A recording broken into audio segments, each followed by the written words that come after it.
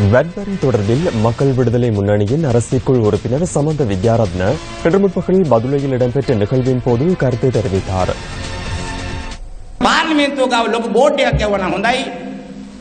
ප්‍රවේශංවන් මංකොල්ලකරුවන් සැරිසරන භූමියකි.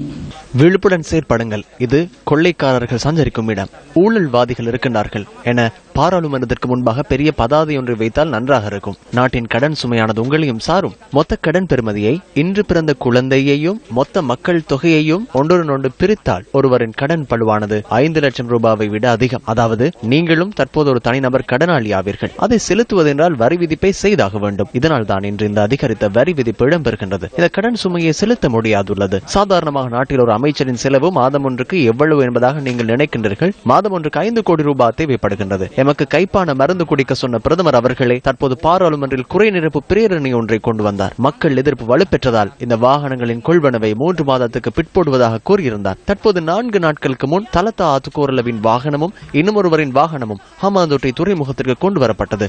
இன்னும் சில கொண்டு வரப்பட்டு கொண்டிருக்கின்றன. மக்கள் வௌவால் சேவையில் செல்வது போன்று தொங்கியவர்களாக பஸ்களில் பயணம் செய்கின்றனர். அது குறித்து ஆட்சியாளர்களுக்கு கவலை இல்லை. இவர்கள் தமது வேலையை கச்சிதமாக செய்து கொள்கின்றனர். ජනතාව වවුල් සේවයේ එල්ලිලා පොල් එල්ලිලා බස් වල පොදි ගහිලා යනවා.